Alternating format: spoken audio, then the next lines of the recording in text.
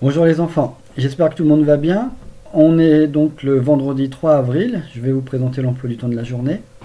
On continue comme d'habitude avec calculatrice pour les activités de division sans reste, avec un quotient exact. Après cet entraînement sur internet, vous pourrez utiliser votre cahier pour faire le même type d'opération pour que je puisse vérifier quand vous m'envoyez les photos de vos cahiers que c'est une compétence que vous arrivez bien à utiliser. Après ces activités de mathématiques, on reprend l'étude de la langue au niveau de vos connaissances en orthographe sur les accents aigus et les accents graves. Vous allez avoir un exercice avec des mots écrits sans accent, comme celui-ci par exemple, un frère. Donc vous devez écrire dans votre cahier le mot avec le bon accent. Pour réussir cette activité, vous devez lire à haute voix ce mot pour bien entendre le son qui est utilisé dans ce mot. Donc frère, j'ai bien ici le son est. Si j'ai le son est, je dois l'écrire dans mon cahier avec un accent grave. D'accord? Donc c'est juste un exercice d'entraînement à utiliser correctement ces deux types d'accents. Quand vous aurez terminé ce travail d'étude de la langue, je vous rappelle d'ailleurs que c'est la leçon O2 que vous pouvez retrouver dans votre cahier vert. Donc relisez la leçon et puis après vous pourrez faire l'exercice. Quand vous aurez terminé ça, vous pourrez faire une pause pour ensuite recommencer votre journée de travail avec les mathématiques. Donc le vendredi, en maths, on fait du calcul et de la résolution de problèmes. En calcul, tu auras deux opérations posées à faire dans ton cahier, une soustraction et une multiplication pour continuer à t'exercer sur la méthode. Je te rappelle que les conseils sur la méthode pour l'usage des retenues et les techniques de la multiplication, je te les ai donnés dans la vidéo du 20 mars. Donc, pour pas que tu oublies, si tu veux si tu veux écouter à nouveau les conseils que j'ai donnés, tu peux reprendre la vidéo du 20 mars.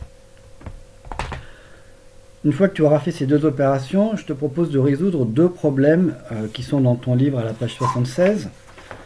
Donc, le premier problème, il s'agit d'une fille qui a un carnet, un livre dans lequel un album dans lequel elle range ses timbres. Elle fait une collection de timbres. Elle peut ranger 8 timbres par page. Il y a un certain nombre de pages dans son album et tu dois trouver le nombre de timbres au total qu'elle peut ranger.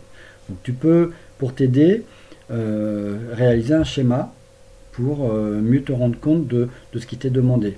Donc tu peux dessiner les pages, dessiner les timbres à l'intérieur des pages pour bien comprendre ce que tu dois résoudre. Ne prends pas les nombres du problème au hasard, en faisant des opérations au hasard, car ce n'est pas comme ça que tu arriveras à résoudre le problème. Le deuxième problème te parle d'une situation dans un champ. Il y a un certain nombre de poiriers, donc l'arbre fruitier qui donne des poires. Chaque poirier peut donner 110 poires. Il y a un certain nombre d'arbres dans le champ. Tu dois trouver combien de poires on pourra récolter en tout.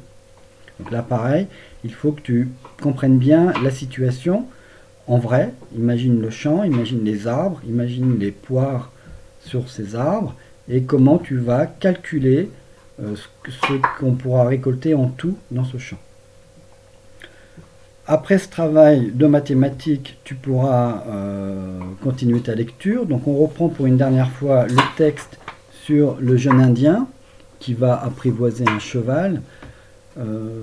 Tu le liras comme d'habitude deux fois, une fois en lecture silencieuse et une fois en lecture à haute voix, en t'appliquant bien sur la lecture à haute voix, car pour progresser dans ce domaine, il faut lire régulièrement, tous les jours, et c'est à force de lire que tu vas réussir à lire de mieux en mieux.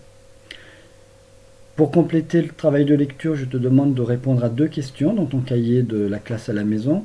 La première question, je voudrais savoir simplement quel est le nom du héros de cette histoire, quel est le nom de ce jeune Indien. Et la seconde question est plus personnelle, peut-être un petit peu plus difficile. Je te demande, à ton avis, quel est le caractère de ce personnage. Donc, en lisant ce texte, il faut que tu sois attentif à ce que fait ce personnage, quels actes il fait, quelles décisions il prend pour en déduire, pour en connaître son caractère. Est-ce qu'il est courageux? Est-ce qu'il est gentil? Est-ce qu'il est peureux? Est-ce qu'il est feignant? Est-ce qu'il est travailleur? Des différentes qualités que peut avoir une personne, on peut les deviner à travers cette histoire telle qu'elle nous est racontée. Donc je te demande de réfléchir à ça et de me dire à ton avis quel est le caractère de ce personnage. Après ça, tu pourras faire une pause et quand tu reprendras, tu iras sur le site où il y a les films sur l'enseignement moral et civique. On continue notre travail sur la notion d'égalité et en particulier le problème que pose le racisme. Donc il y aura une vidéo à visionner et ensuite je te pose une question par rapport à ce film. Alors j'ai remarqué, chez moi en tout cas, la vidéo met du temps à se charger. Il faut être patient, des fois il faut recharger la page, mais bon, au bout d'un moment ça fonctionne. Donc il faut être patient et tu pourras visionner le film en entier. Et enfin, tu pourras terminer ta journée par une séance d'activité sportive.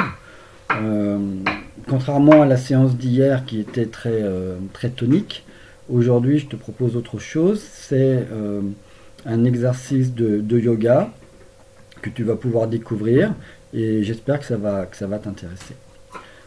Donc là, c'était notre dernière vidéo pour avant les vacances. À partir de demain, ce sont les débuts des vacances. Je vous recontacterai pendant le week-end par email pour vous donner quelques devoirs de vacances. Je vous préciserai l'organisation et puis on gardera le contact comme cela pendant ces 2 semaines de congé pour se retrouver après. Je vous souhaite une bonne journée, travaillez bien et à bientôt.